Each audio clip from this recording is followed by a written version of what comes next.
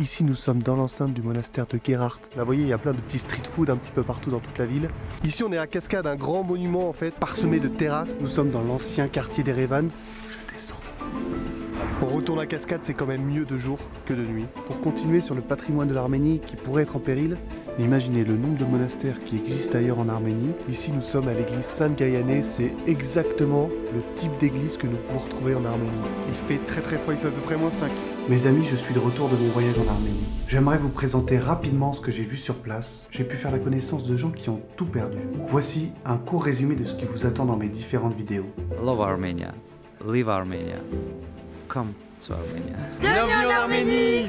J'ai passé 10 jours dans ce pays riche de par sa culture et de ses paysages, et qui est, je le rappelle, le premier royaume chrétien du monde. Tout d'abord, je suis de passage 4 jours à Erevan, où je fais connaissance de tous les volontaires de l'association, mais également de David, qui sera mon guide dans la capitale.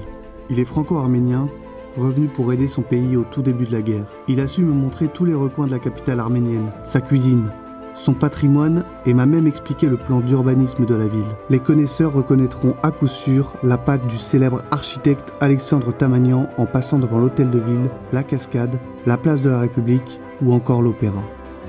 Erevan, c'est avant tout une capitale administrative, où siège l'exécutif, mais également un haut lieu de la culture arménienne. Que ce soit par sa bibliothèque Materadaran qui abrite des milliers d'anciens manuscrits grecs et arméniens, ou par son art, plus moderne, qui longe les rues. La ville regorge de curiosité. Comme ici, nous avons rencontré les sculpteurs de Khachar qui font la renommée de l'Arménie. J'ai également goûté à la renommée de la cuisine arménienne. Beaucoup de street food prennent place sur les trottoirs. Là, on va manger un shawarma, du classique, du grand classique. Bien évidemment, c'était délicieux, mais j'en parlerai plus longuement dans une autre vidéo. Nous nous sommes dirigés ensuite vers Goris, au sud-est du pays. Sur la route, j'ai pu découvrir les fabuleuses richesses du patrimoine arménien. Le monastère de Noravank, celui de Khor-Virap, autant d'édifices qui font la grandeur de l'Arménie. Ça, c'est une rachkar, littéralement une croix de pierre. Chaque croix veut dire quelque chose. Là, ça veut dire, j'ai pas la traduction, mais ça veut dire un truc. Arrivé sur Goris, je découvre un autre visage de l'Arménie. Les paysages sont blancs, presque immaculés par la neige qui vient de tomber. Nous ne sommes pas très loin du corridor de Latchine, zone de transit pour aller en Artsakh. Malheureusement, la sécurité n'était pas au rendez-vous pour que je puisse me rendre sur place. Qu'à cela ne tienne, j'ai pu filmer les volontaires dans leurs activités du quotidien, interviewer plusieurs personnalités et familles de déplacés. J'ai pu lire le désespoir dans les yeux de chaque personne interviewée. Certains remerciaient même la France d'intervenir via l'envoi d'aide humanitaire ou par le biais de SOS Chrétiens d'Orient. L'Arménie a beaucoup souffert et continue de souffrir avec cette guerre qui n'en finit plus.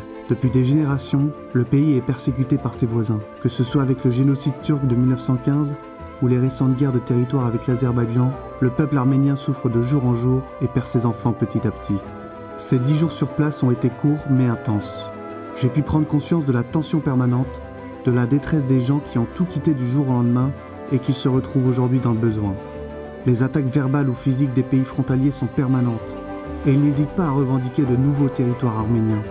Yine Azerbaycan demir yumruğu onların belini kıracak. Siyasi ve askeri alanda sürdürülen mücadele bundan sonra çok daha farklı cephelerde devam edecektir. Nous avons tous vu les vidéos du vandalisme azéri dans les églises ou les cimetières de l'Artsakh. Dans ce reportage, j'évoquerai le génocide du patrimoine arménien et le besoin urgent de préserver ce qu'il reste. Dans l'Artsakh actuellement, des monastères se font dépouiller, se font raser. Au nom de quoi? Je vous le demande. D'une culture, d'une pseudo-culture qui n'a jamais existé? Le patrimoine arménien est grandiose, mais également très fragile. Si la communauté internationale ne fait rien, nous filons droit vers la catastrophe.